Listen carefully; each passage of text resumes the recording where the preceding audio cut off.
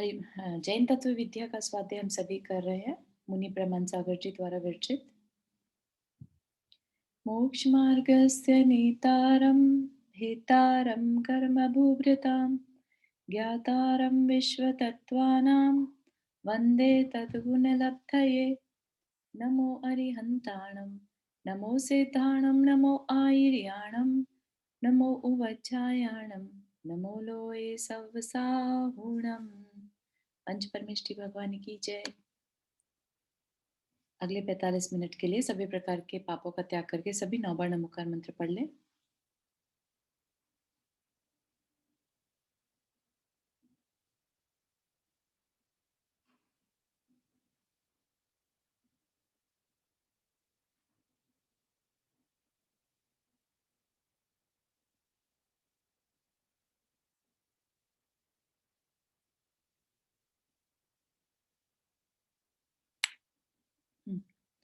तो अभी हमने जो नया शुरू किया है पढ़ने के लिए वो है करणान योग, है ना। इसमें हम तीनों लोक के बारे में जानते हैं कि ये हम कहाँ रहते हैं, राइट। जो दिखाई देने वाला ये लोक है, जो जीव जहाँ रहते हैं, वो है क्या चीज, ये चीज हम जान रहे हैं अभी। ठीक है। तो पिछली क्लास में हमने तीन लोक का ऐसा एक मैप देखा था। और क्या जानकारी ली थी सोफार हमने, कि ये जो आकृति है, ठीक है, इस तरह की जो आकृति है, जैसे कि कोई ह्यूमन बीइंग खड़ा है कमर पे हाथ रखकर, ठीक है। तो उसके बाहर क्या है, लोकाकाश। ठीक है, लोक ये है और अलोक बाहर सब कुछ। ठीक है। तो अलोकाकाश बाहर और अंदर लोक। लोक के अंदर भी ये जो दो लाइंस दिखाई दे रही है, ये त्रस नाली। त्रस नाली मतलब जहाँ त्रस जीव रहते हैं, मूवेबल जीव, है ना। और इसका मतलब फिर बाहर क्या है, इनमें इस एरिया में क्या है, इस एरिया में एक केंद्रीय जीव है, ठीक है, जिन्हें निगोदिया जीव बोलते हैं। ठीक। और वायु का एक जीव भी है, राइट, क्योंकि वात वलय है, वात वलय इज वायु, राइट, तो वायु का एक जीव है। तो इस तरह से हमने सीखा था। ठीक है, अब हम क्या देख रहे थे, उनकी ऊंचाई वगैरह हमने सब देख ली कि कितना ऊंचा है। ये टोटल जो चौड़ा ऊंचाई है वो 14 राजू की है। 7 राजू नीचे, बिल्कुल हाफ हो जाता है। हाफ में नीचे अधोलोक, ऊपर ऊर्ध्वलोक और बीच में मध्यलोक। ठीक। तो हमने यहाँ तक देख लिया था अधोलोक। लोक के निचले हिस्से को अधोलोक कहते हैं। और अधोलोक में कौन रहता है, नारकी और भवनवासी देवों का निवास। तो हम इसकी थोड़ी डिटेल और अभी आगे जानेंगे जब अधोलोक का पूरा वर्णन पढ़ेंगे ना। तो कि कहाँ रहते हैं नारकी और कहाँ रहते हैं भवनवासी देव। हाँ कुसुम जी, आपने हाथ रेज किया। हाँ, मैं जानना चाहती हूँ कि मध्यलोक में कितना पार्क है, कितना उसका। एरिया है। हाँ। हाँ, तो क्या है कि तीन जो लोक का जो मैप है ना, इसमें मध्य लोक और कुछ नहीं, लेकिन जो अधोलोक का पहला हिस्सा है, राइट, ये हम्म। उसमें सबसे टॉप पे मध्य लोक है। अलग से कोई मध्य लोक का हिस्सा डिवाइड हुआ हो ऐसा नहीं। तो जब हम अधोलोक की जानकारी लेंगे तभी उसमें ही मध्य लोक भी आ जाएगा। तो ऊपर 7 और नीचे 7, तो हाँ फिर जी। बीच का कैसे गिन सकेंगे? ऊपर 7 नीचे 7 टोटल 14 हो गया। That is what the 14 Raju की पूरे लोक की हाइट है। ठीक हाँ। है। तो जो मध्य लोक है वो बेसिकली अधोलोक का ही पार्ट है। जैसा अच्छा। कि लास्ट टाइम बताया था कि छत अच्छा। होती है ना, जैसे अच्छा। मकान की छत भी कंसीडर तो उसकी हाइट में ही करते हैं, राइट, हम्म। लेकिन छत पर ये कह लीजिए कि मध्य लोक है। ठीक है। और अच्छा। बाकी सारा नीचे के जो पार्ट्स हैं उनमें सब अधोलोक है, मतलब नारकी है, नरक है। अच्छा। हाँ। ठीक हाँ, थोड़ा और डिटेल में देखेंगे जैसे ही अधोलोक का वर्णन शुरू होगा तो है। उसमें और क्लियर हो जाएगा। ठीक है। अच्छा, तो थैंक हाँ, तो क्या बताया यहाँ पर, नारकी और भवनवासी देवों का निवास है। ये 7 राज्य है। लोक के मध्य भाग को मध्य लोक कहते हैं और जहाँ पर मनुष्य और तिर्यंच रहते हैं। व्यंतर और ज्योतिष देवों का निवास भी मध्य लोक में ही होता है। ठीक है। तो 3 तरह के लोग हो गए मध्य लोक में, मनुष्य, तिर्यंच और देव। 2 तरह के देव, व्यंतर और ज्योतिष। भवनवासी यानी देव कि कहाँ है? व्यंतरवासी देव कैसे रहते हैं? व्यंतर जाति के देव जैसे सुनसान एरियाज में, है ना?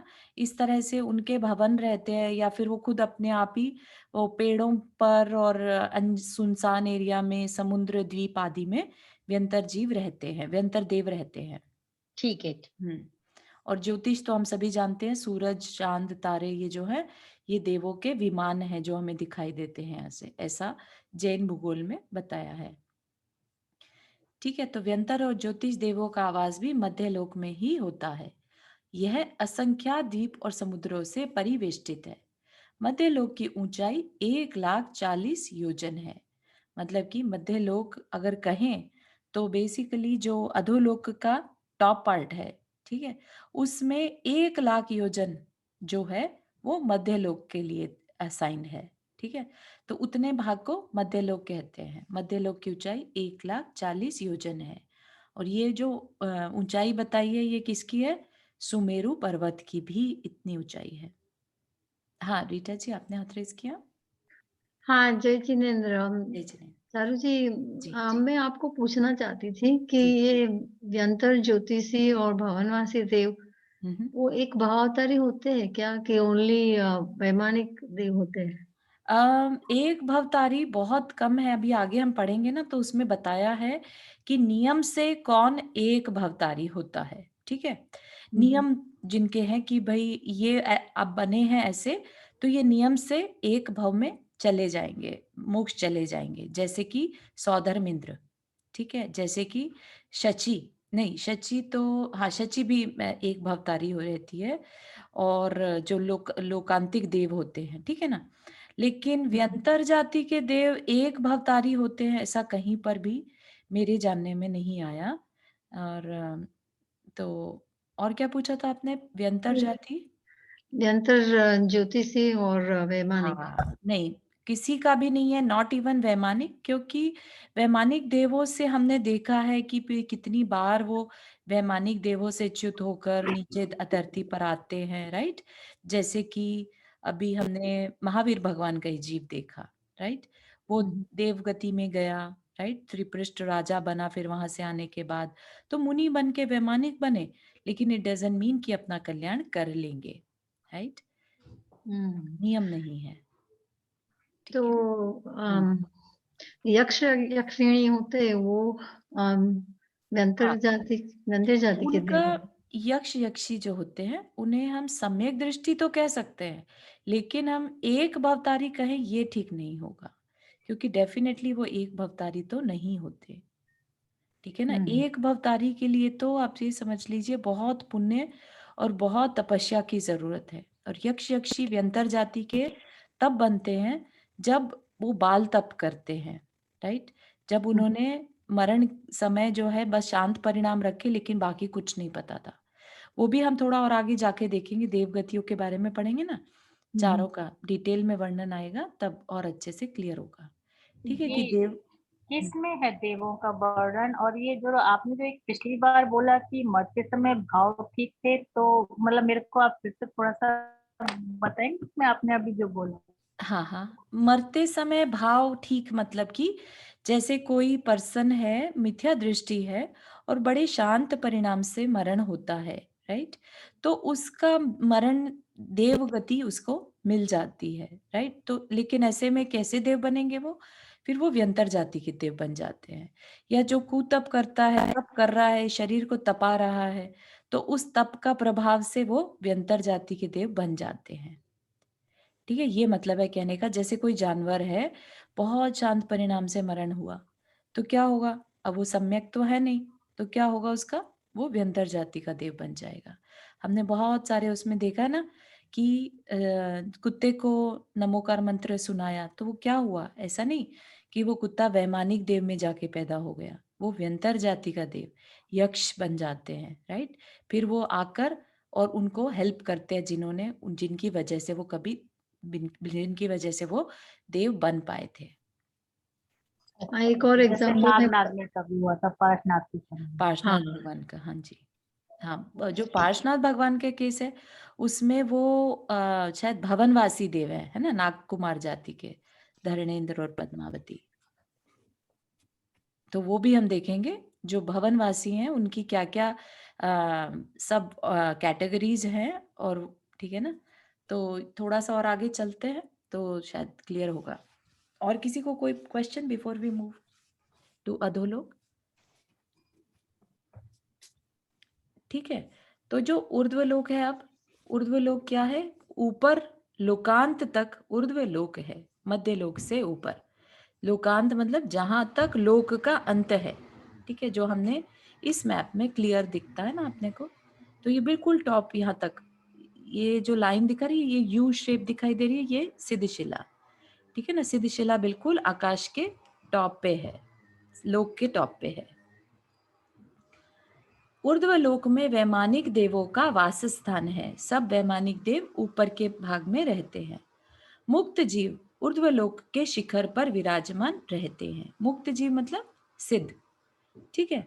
अब ये शिखर पर विराजमान रहते हैं, तो इसका मतलब अगर किसी को क्लैरिटी ना हो, तो जब हम बोलते हैं कि मोक्ष चले गए, राइट, तो मोक्ष चले गए मतलब क्या? मोक्ष का मतलब और कुछ नहीं होता है। जीव क्या होता है, जैसे हम हैं यहाँ मध्य लोक में रह रहे हैं, कोई नारकी है, कोई देव है, राइट। मुक्त होने के बाद ये जो आपको सिद्धशिला दिखाई दे रही है, इसके ऊपर, इससे भी ऊपर जाकर ये जो 3 डॉट्स दिख रहे हैं ना, यहाँ पे लिखा है ना सिद्ध परमेष्ठी, तो यहाँ पर जाकर उनका वो जीव वहां पर रह जाते हैं। उनका सिर जो है बिल्कुल लोक के शिखर को टच करता है। क्यों करता है? बाहर क्यों नहीं जा पाते? क्योंकि बाहर में लोक नहीं है, राइट। बाहर में क्या है? अलोक है, वहां पर त्रस जीव नहीं जा सकते, ठीक है ना। तो आत्मा क्या है? वो कहलाएगी तो त्रस ही, बस वो है कि वो प्योर जीव बन गए। अब उनके पास कर्म नहीं है, लेकिन वो है तो जीव ही। तो जीव कहाँ रहते हैं? वो जीव यहाँ पर ही रह सकते हैं, राइट। तो इस लोक के बाहर नहीं जाते, ठीक है। गुरु, तो जो इसलिए तुमने बोला। ये हम्म, गोला दिखाया, एक बार दिखाना ये वाला डायग्राम, जी, जो ये चीज गोला दिखाया ऊपर ये वाला, ये तो ये क्या चीज है? ये सिद्ध शिला है, ठीक है। शिला एक चीज होती है, लेकिन ये जरूरी नहीं है कि शिला के ऊपर बैठते हैं, ऐसा नहीं होता है। हालांकि अपन पूजा करते हैं तो विजुअलाइज ऐसे ही करते हैं, सिद्ध शिला के ऊपर विराजमान है, ऐसा नहीं। सिद्ध भगवान जो होते हैं, सिद्ध आत्माएं जो होती हैं, बिल्कुल लोक के ऊपर, बिल्कुल अच्छा, टॉप का जो भाग है उससे उनका सिर बढ़ता है, राइट, ऐसा, ठीक है। तो इतना उनका वहां पर जाकर सिद्ध परमेष्ठी रुक जाते हैं, जीव रुक जाता है। वैसे भी तुमने ये तो बताया था ना, जो लाइनें ग्रीन और ये सब, हाँ जी, ये वो, वात वलय। हाँ, ये जो 3 लाइनें हैं ये वात वलय है, 3 वात बात, वलयों पे पूरा लोक टिका है। ठीक है। तो ये ऊपर जो है, 3 शिला के ऊपर 3 वात वाला हुआ है हाँ ये। जी, शिला के ऊपर 3 वात वलय, उसमें सबसे लास्ट के वलय में जाकर वो रुक जाते हैं, थैंक यू। ठीक है। तो क्या कह रहे ये हैं? त्रस नाड़ी के बाहर जो है ना, हम्म, आपने अभी बताया त्रस नाड़ी के बाहर एक इंद्रिय जीव होते हैं, हाँ राइट। जी, हाँ जी। तो वो वहां पे अग्नि का, वायु का, जल का सब होते हैं क्या? ऐसा नहीं है, जानने में आया, मतलब वायु कायिक होते हैं क्योंकि वात वलय है, ठीक है ना। हम्म और हम्म बाकी वनस्पति कायिक जो निगोदिया जीव है वो होते हैं, हम्म। ठीक है। तो फिर तो वनस्पति के लिए जल का भी तो चाहिए ना? नहीं नहीं नहीं नहीं, निगोदिया जीव को वनस्पति कायिक में गिना जाता है, राइट। और तो किसी में गिन नहीं सकते, उन्हें पृथ्वी कायिक नहीं मान सकते, उन्हें वायु कायिक नहीं मान सकते, है ना। तो उनको वनस्पति कायिक में बोलते हैं, ठीक है। जो बोलते हैं ना आलू के अंदर बहुत निगोदिया जीव का निवास रहता है, राइट। तो या, इसलिए उनकी जो गणना है वो वनस्पति कायिक में करते हैं, अच्छा, ठीक। Okay, thank Sure. ऊर्ध्वलोक की ऊंचाई भी 7 राजू है। मध्यलोक की ऊंचाई इसी में समाहित है। मध्यलोक की ऊंचाई इसी में समाहित है, मतलब कि जो कैलकुलेशन कर रहे हैं, जो ऊंचाई की कैलकुलेशन करी, 1,40,000 योजन, वो अधोलोक की जगह ऊर्ध्वलोक में कैलकुलेशन करी। जबकि जो मध्यलोक है वो कहाँ है? अधोलोक के टॉप पर, उसकी छत एक तरह से, ठीक है। अधोलोक वेत्रासन के समान आकार वाला है। वेत्रासन के समान आकार वाला मतलब वेत्र आसन मतलब होता है एक मूढ़ा होता है ना, जो हम जिस पे बैठते हैं, बैठने का आसन, राइट, चेयर टाइप का कह लीजिए, जो बैठने की जगह तो छोटी है लेकिन बाद में फैल जाता है नीचे से, ठीक है। तो इसलिए बोले अधोलोक वेत्रासन के समान आकार वाला है, ठीक है। तो ये वेत्रासन, इसको आप देख सकते हैं। तो ऊपर से कम चौड़ा और नीचे से फिर चौड़ा, ऐसा वेत्रासन। यह 7 राजू ऊंचा है, वो हमने कल देख लिया था पिछली क्लास में, 7 राजू है ना। इसकी उत्तर दक्षिण मोटाई सर्वतः 7 राजू। उत्तर दक्षिण से मतलब अंदर की साइड, ठीक है, अंदर को भी है ना, क्योंकि ये जो हमें दिख रहा है ये फ्रंट पार्ट है, राइट। ऐसे ही वो 7 राजू ऑल द वे अंदर की साइड भी है, ठीक है। और पूरा पश्चिम चौड़ाई तल भाग में 7 राजू, जो क्रमशः घटती हुई ऊपर 1 राजू मात्र शेष रह जाती है। तो नीचे बेस में ये जो पूरा दिखाई दे रहा है ये 7 राजू, ये जो बेस में दिख रहा है ये 7 राजू, राइट, और ऊपर घटते घटते 1 राजू, ठीक है। अधोलोक में 6 राजू तक 7 नरक भूमियां हैं और अंत में 1 राजू में एकमात्र निगोदिया जीवों का अवस्थान है। तो जो 7 नरक भूमियां हम पढ़ते हैं वो कितने एरिया में आ जाएंगी? 6 राजू में, ठीक है। बाकी का 1 राजू सिर्फ निगोदिया जीव, ये जो लास्ट में दिख रहे हैं वो निगोदिया जीव, उसको कलकला पृथ्वी भी कहते हैं। निगोदिया जीव अगेन सेम वनस्पति कायिक में उनकी गणना होती है, लेकिन ये बहुत सूक्ष्म जीव हैं बेसिकली। अधोलोक के अंतिम 1 राजू के क्षेत्र को कलकल पृथ्वी भी कहते हैं। आगे के सूत्रों में अधोलोक का विशेष कथन करते हुए 7 सूत्रों द्वारा नरक लोक का विशेष वर्णन करते हैं। तो अब यहां से जब हम पढ़ेंगे तो और डिटेल में नरक या अधोलोक का वर्णन समझ में आएगा। तो अधोलोक में 7 पृथ्वियां कौन सी हैं? रत्न प्रभा, शर्करा प्रभा, बालुका प्रभा, हाँ, पंक प्रभा, धूम प्रभा, तमा और महातम प्रभा नाम की 7 नरक भूमियां हैं।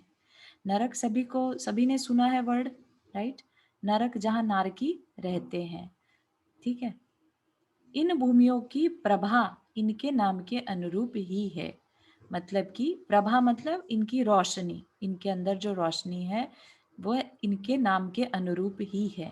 जैसे रत्न है तो रत्नों की प्रभा है वहां, शर्करा प्रभा चीनी के जैसी, बालुका बालू रेत के जैसी, पंख कीचड़ के जैसी, धूम धुएं जैसी, तम अंधकार जैसी और महातम महा अंधकार जैसी। और इनके रूढ़ी नाम, जो इनके रूढ़ी नाम कह लीजिए, जो शास्त्र में नाम है, धम्मा, वंशा, मेघा, अंजना, अरिष्टा, मगवी और मागवी, ये क्रमशः 7 पृथ्वियों के रूढ़ी नाम है। तो आप ये देख सकते हैं यहाँ पर, है ना। तो ये क्या? रत्ना प्रभा, राइट। फिर शर्करा, बालुका, पंख, धूम, तम और महातम, एक के बाद एक भूमियां हैं। भूमियां मतलब सेक्शन कह लीजिए, भूमि तो क्या ही हम कहेंगे, भूमि से हमें दिमाग में क्या आता है? जमीन जिसपे जैसे हम रहते हैं इसी तरह का, लेकिन यहाँ पर क्या है? भूमि से मतलब पूरा का पूरा सेक्शन, राइट, इतना एरिया कह लीजिए महातम प्रभा का। ऐसे ये ग्रे, राइट, देख रहे हैं आप, कलर भी चेंज हो रहा है। जो ये ऊपर है रत्न प्रभा में मल्टी कलर्स, राइट। फिर शर्करा सफेद सी, बालुका थोड़ी ब्राउन, पंख ग्रेइश हो गई, धूम, तम और महातम। ये 7 पृथ्वियां एक दूसरे के नीचे नीचे क्रमशः घनोदधि वातवलय, धन वातवलय और तनु वातवलय आकाश पर प्रतिष्ठित है। क्या हो रहा है यहाँ पर?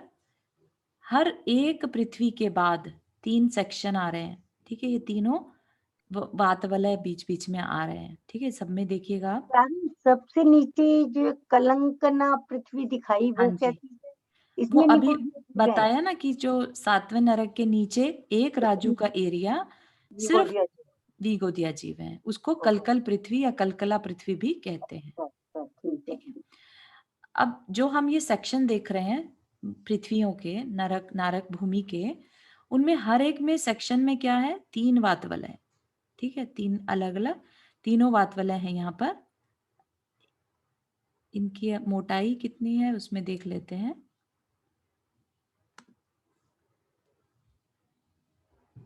आई थिंक बताएंगे अभी। नारकी जीवों के निवास का आधार होने के कारण इन्हें नरक या नरक भूमि भी कहते हैं। जस्ट बिकॉज चारू एक सेकंड, तो जो ये बात वाले दिखाए वो हर नरक में फिर डिवाइड करते हुए चीज है वो हाँ जी, हाँ जी, बात जो वाले। गैप है बेसिकली हर भूमि में, ऐसा नहीं समझिए कि एक भूमि से अगली भूमि एकदम मैच मतलब चिपकी हुई है, ये बताने के लिए कि हर भूमि के नीचे वातवलय है। ठीक है, ठीक है। Thank you. अब जो रत्नप्रभा पृथ्वी है उसके 3 भाग किए। ठीक है, रत्नप्रभा पृथ्वी, ये पूरी पृथ्वी, ठीक है, इसके 3 भाग कर दिए। ऊपर का खर भाग, पंख भाग और अब बहुल भाग। ठीक है, पहली पृथ्वी के, पहली भूमि जो थी नारक की, उनके 3 भाग किए। खर भाग की मोटाई 16,000 योजन है। इसके 1,000 योजन मोटे 16 भाग हैं। तो खर भाग के ये 16 भाग कर दिए। ठीक है, इन 16 भाग में क्या है कि सबसे ऊपर 1,000 योजन मोटी चित्रा पृथ्वी है। यह चित्र विचित्र रत्नों से भरी है। चित्रा पृथ्वी के पृष्ठ भाग पर मध्यलोक है। ठीक है, जो सबसे ऊपर वाली जो सेक्शन है वो चित्र विचित्र, ये सारी जो खर भाग है उसमें टॉप पे चित्रा पृथ्वी है जो कि 1,000 योजन मोटी है। ठीक है, और इसके ऊपर में मध्यलोक है 1,40,000 योजन का। ठीक है, तो ये जो चित्रा पृथ्वी 1,000 योजन मोटी, चित्र विचित्र रत्नों से भरी, चित्रा पृथ्वी के पृष्ठभाग में मध्यलोक, खर भाग के ऊपर नीचे के 1,000 योजनों को छोड़कर मध्य के 14,000 योजनों में तथा पंख भाग में भवनवासी देव रहते हैं। ठीक है, तो यह भी क्वेश्चन हो रहा था ना कि भवनवासी कहाँ रहते हैं, तो भवनवासी अधोलोक के जो ये सेक्शन है, पहली पृथ्वी।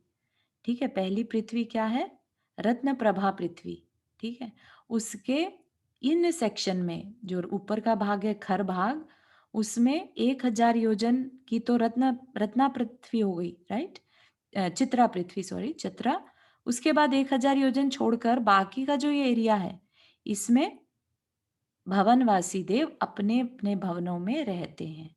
तो ये मत समझिए कि धरती है तो वहां पर कैसे रहते होंगे, बिलों में रहते होंगे, ऐसा नहीं। उनके बहुत सुंदर सुंदर महल हैं।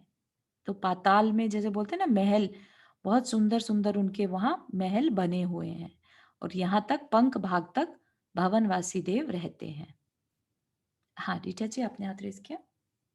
हाँ, मैं पूछना चाहती थी कि श्रेणिक राजा पहली नरक में है ना, तो ये कौन सी भाग में है वो?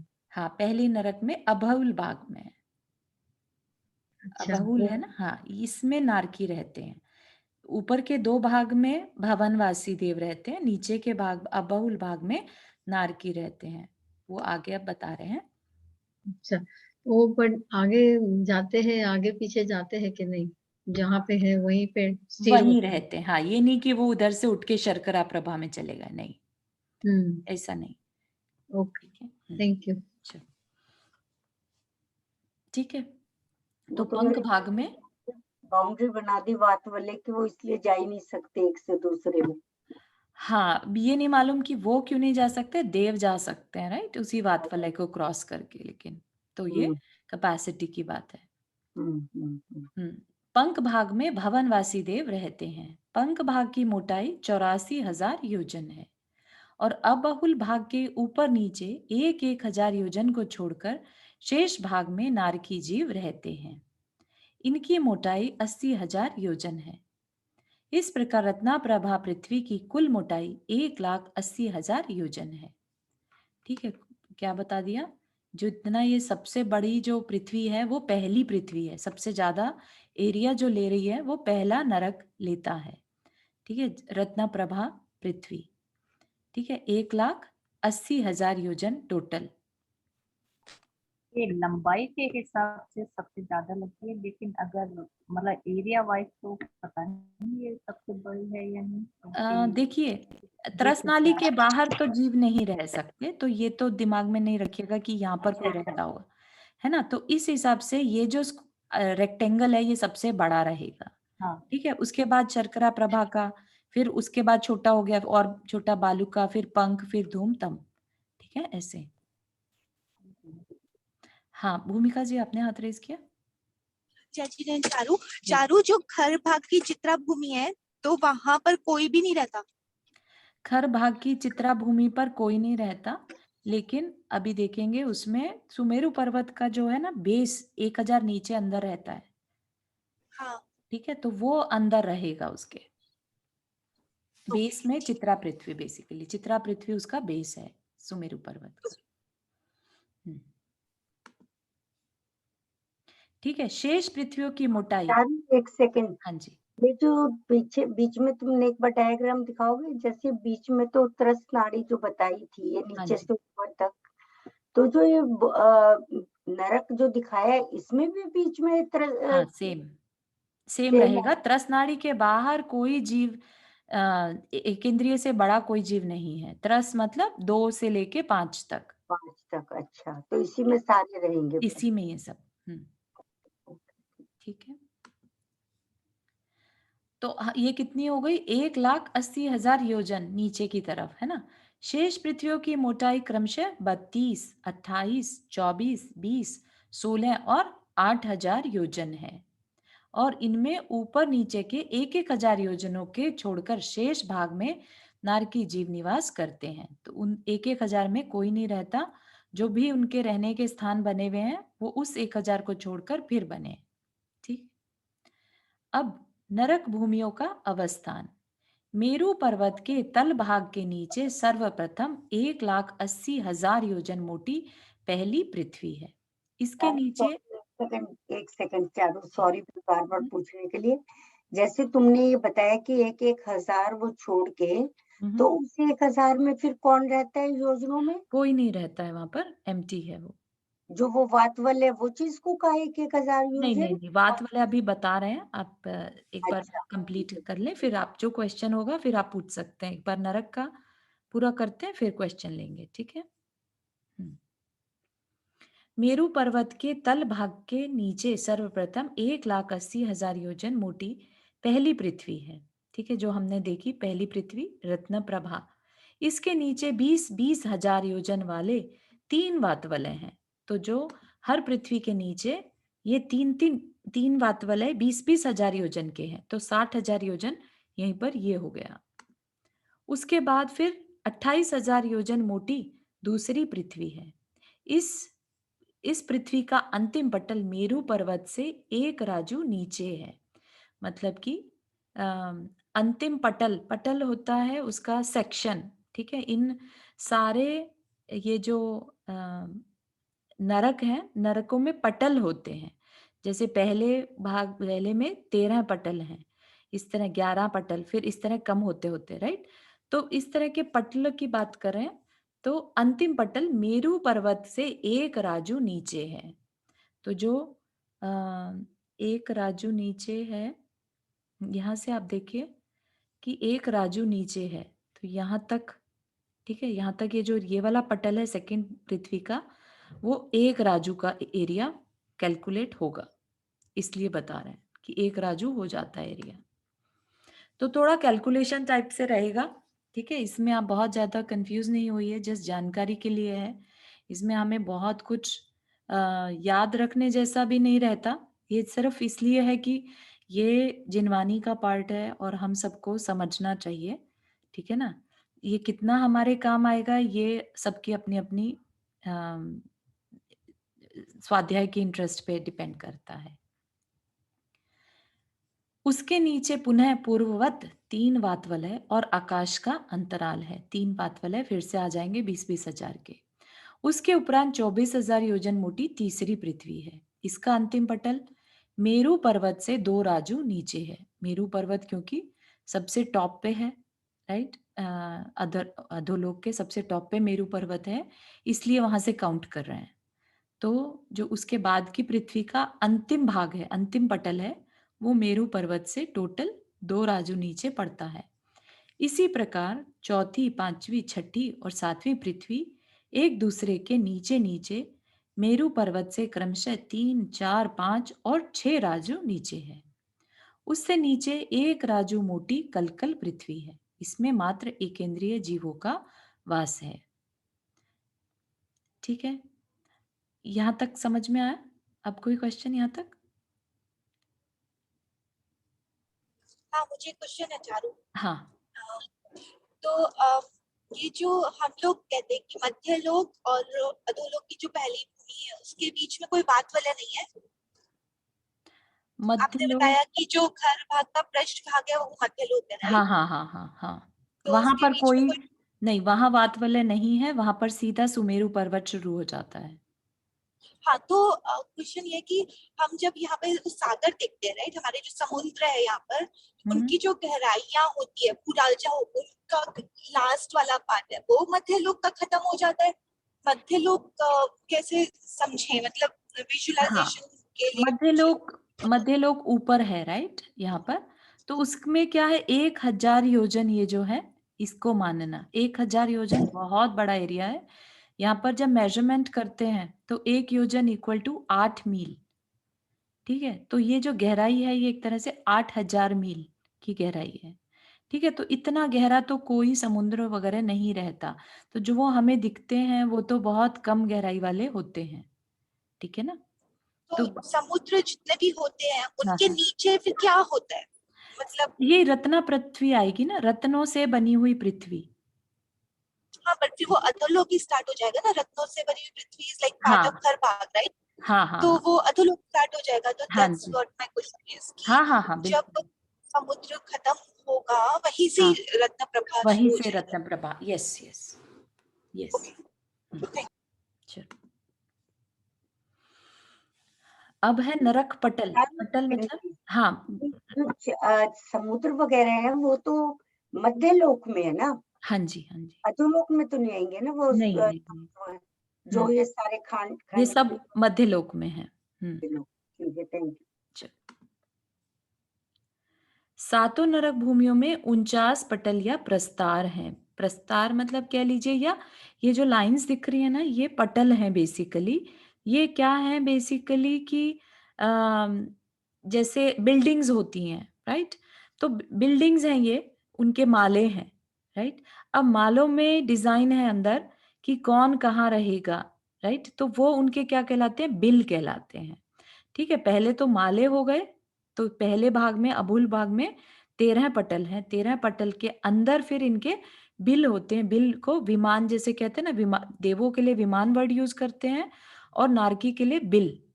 ठीक है, तो इनके आवास भूमि के प्रस्तार या पाथड़े या मंजिल को पटल कहते हैं। ठीक है, जो हम कहते हैं ना, इतने मंजिल की भवन था, इतने मंजिल का, तो ये मंजिल को पटल कहते हैं। और सातों नरकों में ऐसे इस तरह से क्रम से कम होते जाएंगे, 13, 11, 9, 7, 5, 3, 1, इस प्रकार कुल 49 पटल हैं। रत्न प्रभा आदि सातों पृथ्वियों के पटलों के नाम इस प्रकार हैं। तो चारू ये जी ने बिल बताया, तो बिल एक के अंदर एक ऐसे अंदर को जाके होते होंगे। अंदर को जाके, और ऐसा नहीं होता है, उसके भी डिजाइन है actually. I will share that design. ठीक है। ओके हम्म। ओके। तो रत्न प्रभा पृथ्वी जो है उसके 13 पटल हैं। नाम है, हालांकि ये नाम हमें याद नहीं रहने वाले। सीमांत, निरय, रौरव, भ्रांत, उद्भ्रांत, संभ्रांत, विभ्रांत, त्रसित, वक्रांत, अवक्रांत और धर्म। शर्करा प्रभा के 11 पटल हैं। एक तरह से कह लीजिए जैसे बिल्डिंग्स के नाम रख देते हैं ना, ऐसे ही बस उनके नाम है कि ये कौन से पटल में रहते हैं। ततक, स्तनक, वनक, मनक, खड़ा, खड़िका, जिह्वा, जिह्वक, लोल, लोलक, लोलवत। बालुका प्रभा के 9 पटल हैं। तप्त, तपित, तपन, तापन, निदाग उज्ज्वलिका, प्रज्वलिका, संज्वलिका और संप्रज्वलिका। पंख भाग के साथ आर, मार, तार, वर्चस्क, तम, फड़ा, फड़ाए। धूम प्रभा के 5 तदुक, भ्रमक, झषक, अंध और तमिश्र। तम प्रभा के 3 हिम, वार्धम, लल्लक। महातम प्रभा के अवधि स्थान। अब इनके बिलों के बारे में बता रहे हैं। बिल, नारकी जीवों के निवास स्थान को बिल कहते हैं। उक्त पटलों में इंद्रक, श्रेणीबद्ध और प्रकीर्णक के भेद से 3 प्रकार के नरक बिल हैं। तो लेट मी ओपन नरक बिल। पटलों का जो डिजाइन है वो खोल लेते हैं।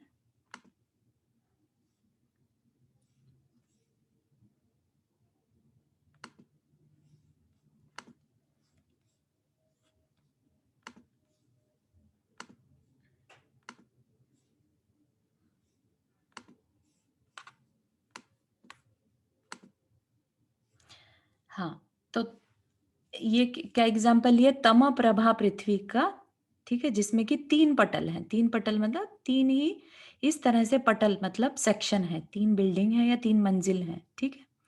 उसमें बीच में इनके जो है इंद्रक बिल इस तरह के बने होते हैं। इंद्रक मतलब कि मेन जो है सेंटर के, इंद्रक सेंटर के बिल, ठीक है। फिर श्रेणीबद्ध, श्रेणी का मतलब समझ में आता ही है, लाइनों से लगे हुए। और फिर प्रकीर्णक, प्रकीर्णक मतलब बिछे हुए, जैसे छिटके हुए होते हैं ना तारों की तरह से, तो वो प्रकीर्णक कहीं पर भी हो सकते हैं। तो जैसे ये श्रेणीबद्ध है तो लाइनों में होंगे, हमेशा लाइन में होंगे ऐसे एकदम, ठीक है, ये लाइन में। और प्रकीर्णक जो है वो छिटके हुए कहीं पर भी, ठीक है। तो इस तरीके से ही बाकी की सारी पृथ्वियों में लगा लेना। क्या है, देखिए, पटलों के इंद्रक, श्रेणीबद्ध और प्रकीर्णक के भेद से 3 प्रकार के नरक बिल हैं। पटलों के बीचों बीच रहने वाले नरक बिल को इंद्रक कहते हैं। चारों दिशाओं में पंक्तिबद्ध रहने वाले बिल श्रेणीबद्ध कहलाते हैं। और श्रेणीबद्ध बिलों के मध्य यत्र तत्र रहने वाले बिलों को प्रकीर्णक कहते हैं।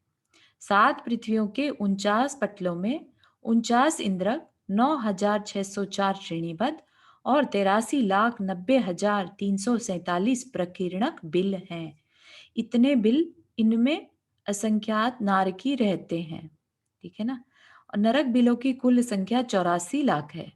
और ये बहुत बड़े बड़े बिल रहते हैं। और इनमें ऐसा नहीं समझिएगा कि एक बिल से कोई दूसरे के बिल में चला जाए। एक नारकी जिधर है वो उधर ही के बिल में रहता है पूरी लाइफ। हाँ, कुछ कह रहे हैं रुक्मणी आंटी?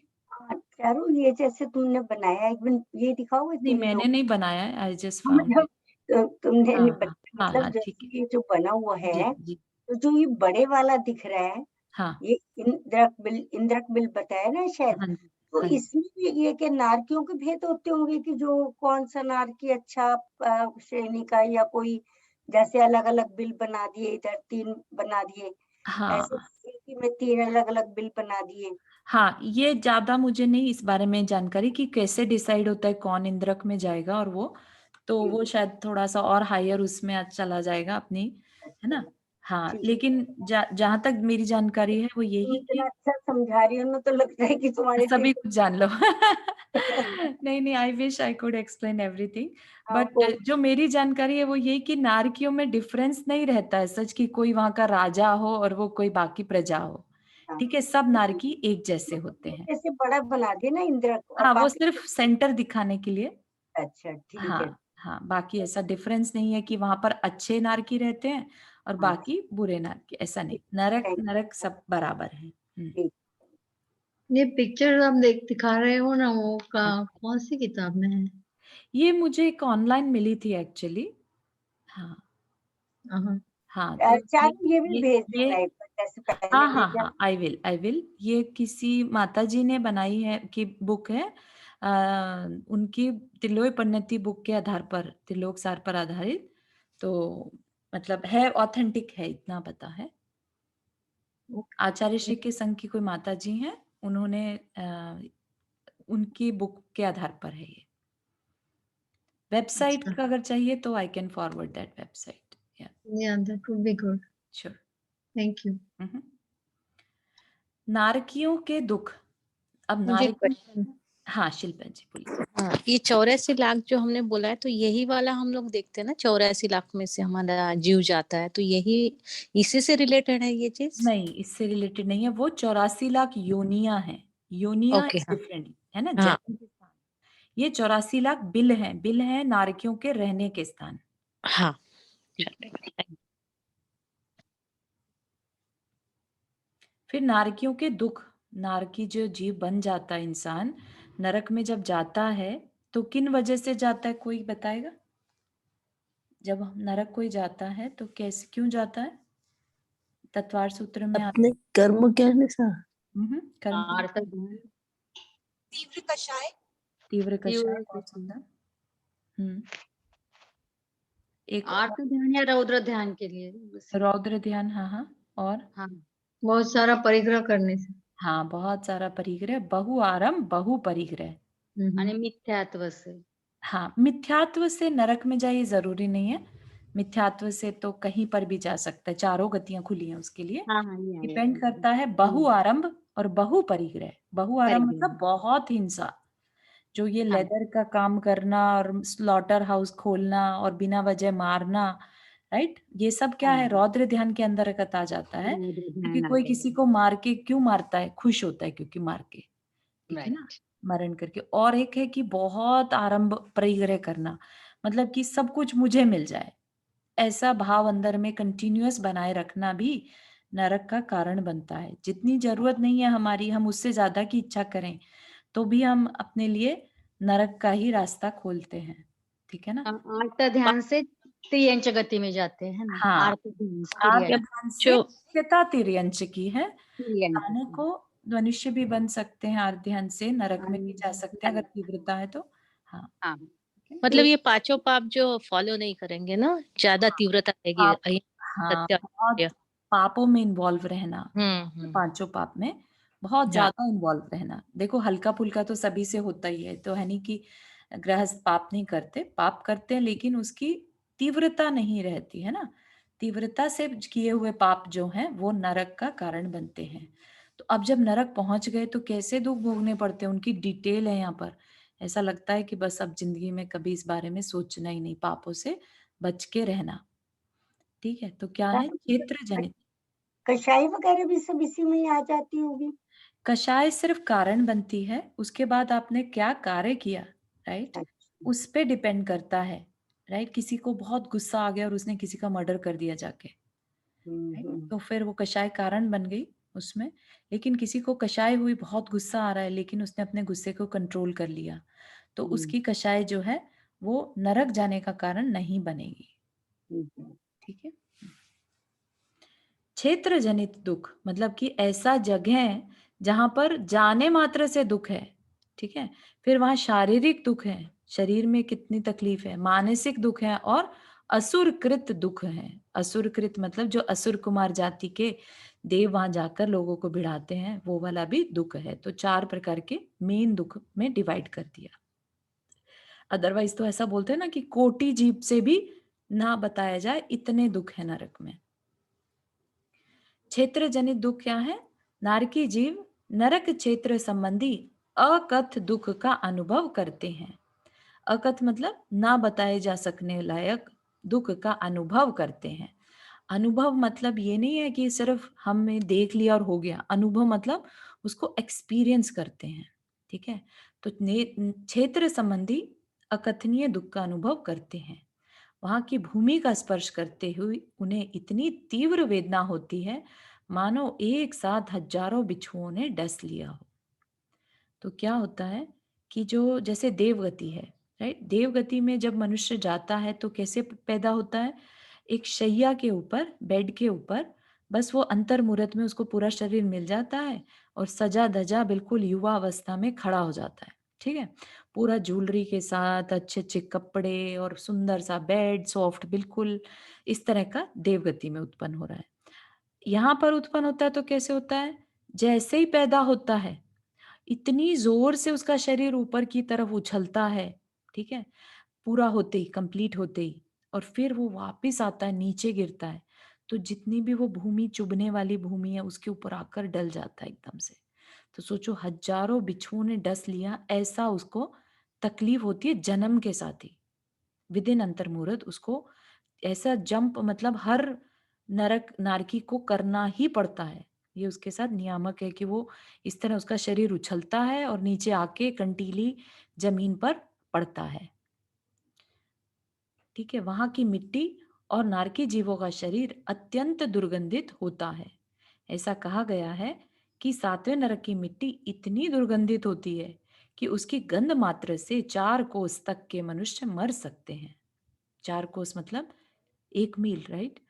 4 कोस 1 मील तक के मनुष्य, उसकी एक कण भी आ जाए ऊपर में तो उसकी मिट्टी से 4 कोस तक के मनुष्य मर जाएंगे। इतनी भयंकर स्मेल से, सिर्फ स्मेल से सोचिए, है ना? तो ये इस तरह के दुख वहां पर, और भी बहुत सारे दुख हैं, वो हम कल की क्लास में देखते हैं। ठीक है, किसी को कोई क्वेश्चन?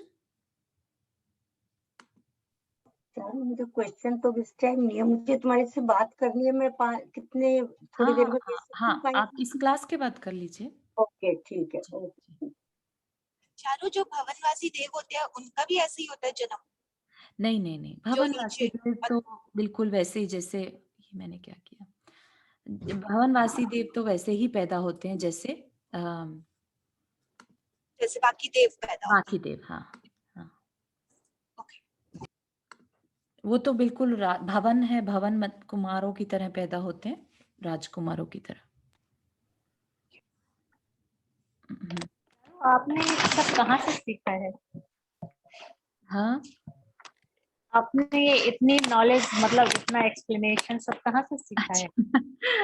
ये बहुत सालों का हो गया एक्चुअली, इंटरेस्ट, बहुत सारा इंटरेस्ट है। इतना इंटरेस्ट है कि मेरी कैपेसिटी नहीं है सीखने की, लेकिन अगर मुझे चॉइस मिले तो मैं 24/7 सीख सकती हूँ, इतना इंटरेस्ट है। तो नहीं, जब पढ़ते हैं तो लगता है कि अरे इतनी जल्दी टाइम निकल गया, 4:30 बजे। पढ़ते जाएं, सुनते जाएं। हाँ, तो 10-12 साल हो गए एक्चुअली ये सब पढ़ते हुए, तो इस वजह से वेरी गुड, बहुत अच्छा एक्सप्लेन करते हो आप। बढ़िया। चलिए, आज के लिए इतना ही रखते हैं, कल मिलते हैं फिर से। जिनवानी स्तुति। जावाणी के ज्ञान से सूझे लोकालोक, सोवाणी मस्तक धरो सदा देत हो दोख। हे जिनवाणी भारती तो ही जपो दिन रैन, जो तेरा शरणा गहे सो पावे सुख चैन। 9 बार नमो करना।